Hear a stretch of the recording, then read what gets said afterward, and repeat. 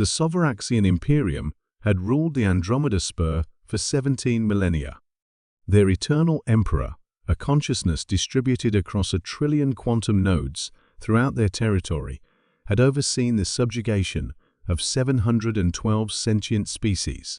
Their vast fleets, powered by harvested dark energy and constructed from materials mined from the cores of collapsed stars, were considered invincible. The very concept of defeat had been purged from their language. Grand Executor Thalvex stood on the command platform of the Divine Subjugation, flagship of the Imperium's 9th Extinction Fleet. At 28 kilometers in length, it was a monument to Soveraxian dominance, a mobile fortress capable of sterilizing an entire solar system without assistance.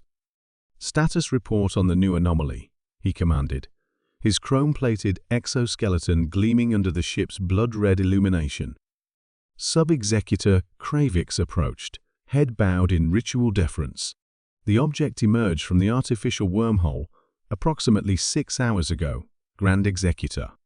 It has maintained position at the edge of the Cygnus 459 system since then. Classification? Unknown, my lord.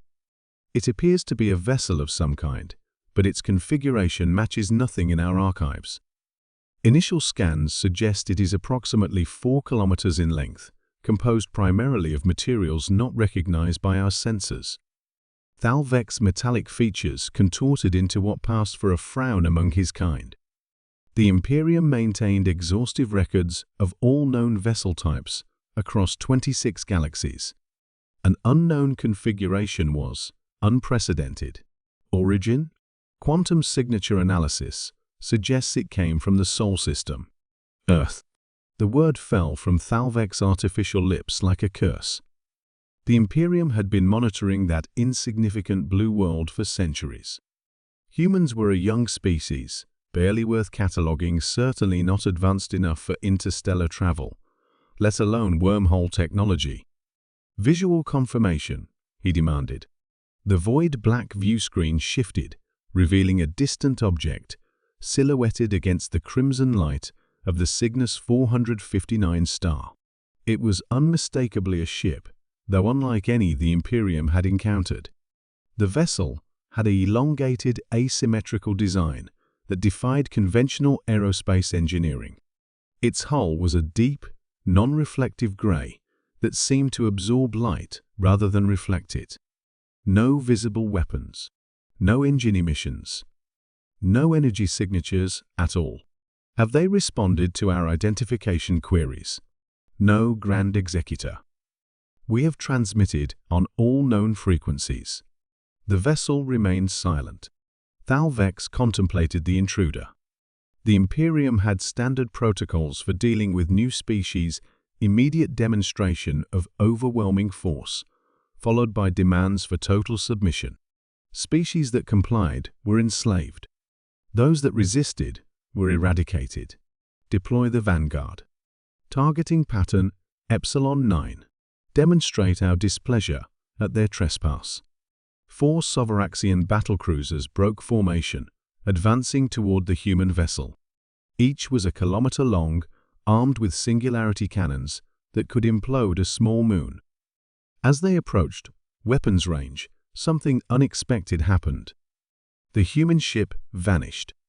Not through any detectable means, no energy surge, no dimensional shift, no quantum disturbance. It simply ceased to be visible. "Where did it?" Thalvex began. His question was answered as the human vessel reappeared directly between the advancing battlecruisers. Before the Soveraxian ships could react, 4 precision strikes lanced out from previously invisible weapon ports on the human ship. The beams weren't energy weapons or projectiles, but something else entirely. They appeared to distort the very fabric of space-time around them. Where they struck, Soveraxian matter simply. Not destroyed or damaged, but fundamentally unmade at the quantum level. 4 battlecruisers, each representing the pinnacle of Imperium engineering, each crewed by 2,000 of the Imperium's finest warriors, dissolved into their component particles in less than 3 seconds. Stunned silence fell across the command platform. Grand Executor, the tactical officer, finally reported, his mechanical voice strained with what might have been fear. The human vessel is transmitting. Thalvex hesitated, an action so rare among his kind that several officers turned to look at him in surprise. "Display," he ordered. A human figure appeared on screen, female, middle-aged by their standards, with dark skin and silver-white hair cropped close to her scalp. She wore what appeared to be a simple black uniform with minimal insignia. "I am Captain Imani Washington of the United Earth Defense Force vessel Singularity," she stated, her voice carrying an authority that transcended species. "Your ships fired upon us without provocation. Consider our response a proportional demonstration." Thalvex drew himself to his full height. "This system belongs to the Soveraxian Imperium. You have violated sovereign territory and will submit to—" "No," Captain Washington interrupted, causing another ripple of shock among the Soveraxian command staff. No being had dared interrupt a Grand Executor in 9,000 years. "This system," she continued, "exists in neutral space according to the Galactic Concord of 2187. Your expansion into this region violates 17 separate treaties that your own representatives signed." "Treaties?"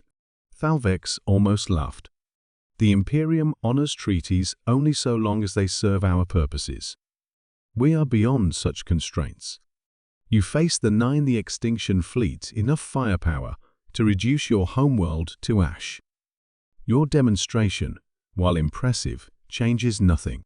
Captain Washington's expression remained unchanged. "You misunderstand, Grand Executor. That wasn't a demonstration of our firepower. It was a demonstration of our restraint.